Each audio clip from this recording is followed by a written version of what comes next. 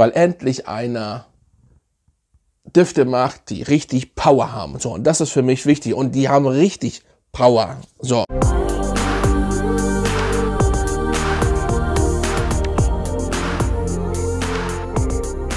Hey, willkommen back auf meinem Kanal Fragrance Dog hier. Ja, heute geht es um was ganz Interessantes, und zwar um diese Schatzbox. Ja, nein, es geht natürlich, ihr habt es ja schon gelesen im Titel, um Marc G. Bauers neuen Duft, den arabischen Duft, den Arabian King. Ja, und in dieser Schatztruhe hat ihn Marc mir geschickt. Vielen Dank nochmal und liebe Grüße gehen raus an Marc. Geile Idee, sehr nice. Ich habe das hier jetzt schon mal aufgemacht, bevor das nämlich zu lange dauert. Mit kleinen Schlüssel, sehr, sehr geil. Und ja, so lag er denn drin. Sehr geil. Ganz cool gemacht, wenn ihr das sehen könnt. Ha, coole Idee, sehr geil. Ja, das Granulat. Und ja, ist auch aus Gold. Sehr nice. Das kostet übrigens auch ein bisschen. Also so viel Granulat kommt drauf an. Ne? Also das ist auch nicht so günstig. Und wer ein bisschen sich damit auskennt, weiß das. Und hier die OVP. Ja, das dazu. Aber es geht ja um den Flakon. Da haben wir ihn. Den Arabian King. Ja, sehr nice. Also ich muss sagen, mir gefällt der Flakon sehr gut. Sehr, sehr gut. Also seine anderen, den Air Tiger. Ich mache das ja so und so, auch mit den Tieren und sehr cool gemacht. Und den,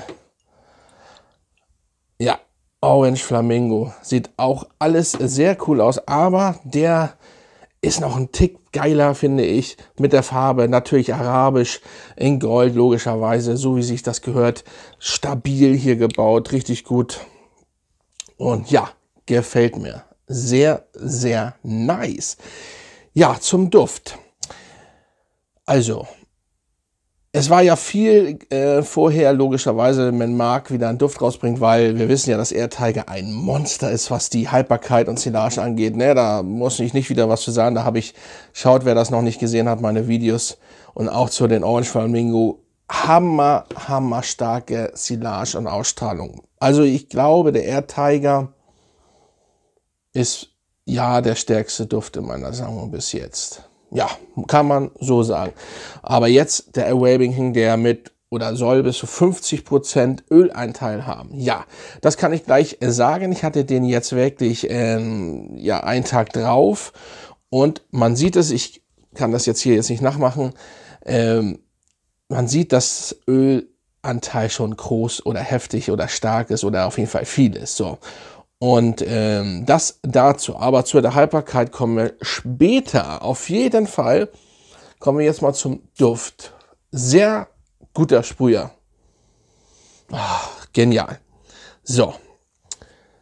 Ich sage euch, warum ich ihn genial finde. Und ich sage euch auch, warum ich den zum Beispiel 10 Punkte gegeben habe. Gleich vorweg, nein, nicht weil es jetzt Marc ist oder weil Marc mir den zur Verfügung gestellt hat, mir geschickt hat. Nein, sondern ich kenne ja viele Rosen-Oud-Düfte. Ich habe einige, auch logischerweise arabische, die meisten sind ja arabische, von günstig bis sehr teuer. So. Dieser Duft, der am Anfang eine leicht ölige Substanz hervorbringt in der Luft sogar. Und das ist das Geniale. Das ist auch das starke Oud am Anfang. Aber das bleibt höchstens 4-5 Minuten. Also für die Leute, die gegen Oud nicht so ankommen, trotzdem ihn testen möchten. Dann aber wird der Duft einfach himmlisch. Die Rose, das Oud, Bergamotte und so weiter ist in der Kopfnote genial. Vor allen Dingen ist das Oud schon in der Kopfnote. Das macht es auch ein bisschen besser als bei den anderen, weil die meisten machen Oud in der Basisnote. Und das muss man natürlich mögen, weil dann der Rest die ganze Zeit so extrem nach Oud riecht. Das ist hier nicht. Grapefruit und der Safran kommt dann. So, wie gesagt, Oud auch. Und das alles schon in der Kopfnote. Also ihr kriegt gleich richtig so auf die Fresse in der Kopfnote. Aber wie gesagt, das starke Oud, das ölige Oud, hat man wirklich nur 5 Minuten. So. Und dann wird der einfach, dann kommt die Rose logischerweise. Nicht, dass die Kopfnote nicht lange bleibt, doch, die ist schon gut da. Bleibt nicht so lange, aber dann kommt die Rose, das leicht süßliche, genial. Und nicht nur die Rose oder die Rosengeranie auch, also Rose und Rosengeranie, sondern auch Zedernholz und Iris. Und das ist das Geile. Richtig schön Iris, das heißt, es macht diesen Duft cremig und so weiter und so fort. Genial. Und gleich vorweg, ich habe jetzt nicht so viel gesprüht, aber schon eine sehr, sehr starke Silage. Man wird wahrgenommen, definitiv. Dann kommt Moschus und Amber.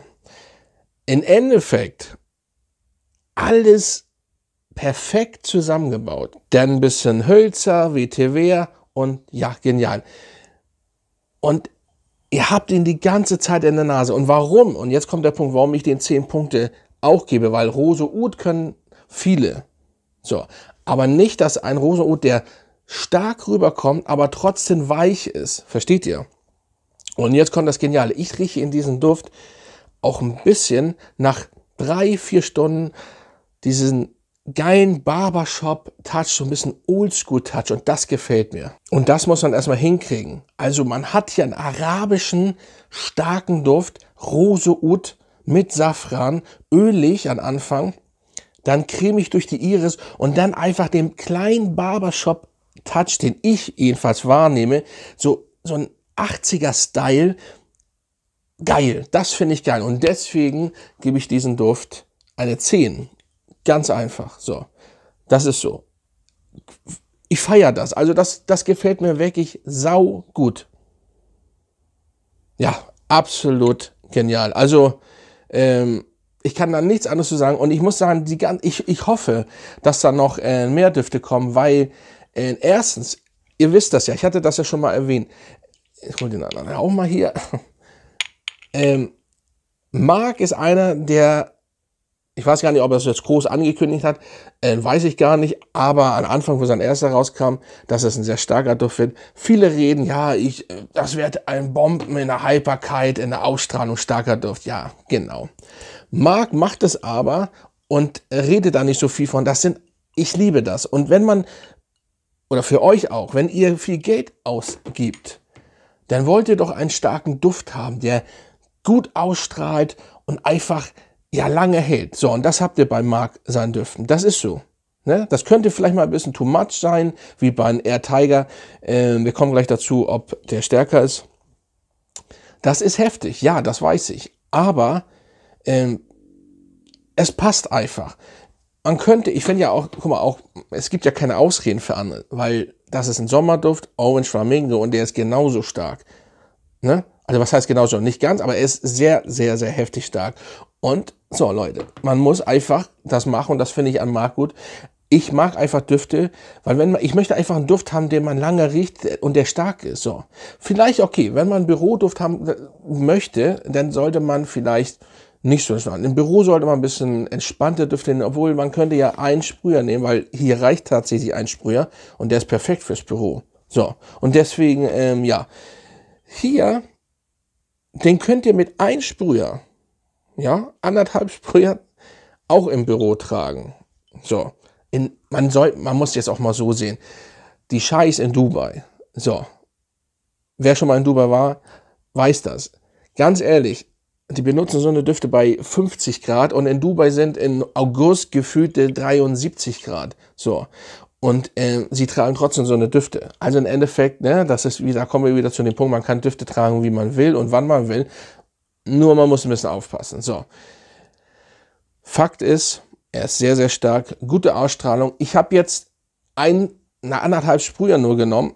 Ich werde vielleicht eventuell später noch mal ein Video machen darüber, wie gut der wirklich performt.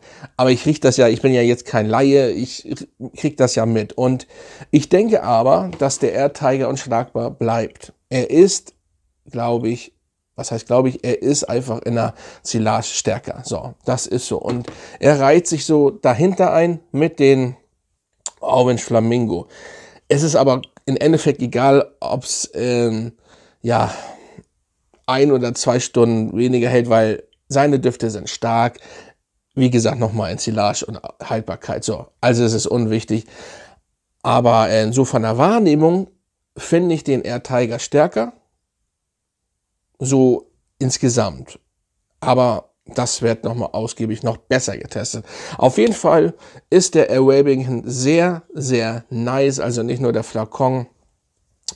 Also Marc, Daumen hoch für diesen Duft. Wieder mal richtig schön gemacht. Und ich freue mich, falls da noch mehr kommen, auf deine Düfte. Weil endlich einer Düfte macht, die richtig Power haben. So, und das ist für mich wichtig. Und die haben richtig Power. So.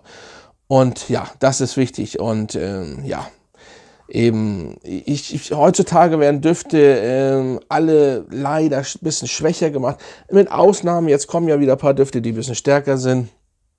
Aber wenn man Düfte schon ja, sagt, ich bringe zum Beispiel einen großen Duft raus, einen starken, oder wenn Firmen das machen, oder wer auch immer das sagt, dann sollte das auch so sein und nicht nur, damit das Leute kaufen. Fakt ist auf jeden Fall, Marc gibt da richtig Dampf, wie bei allen Sachen, und das gefällt mir wirklich sehr, sehr nice. Also sehr geiler Duft.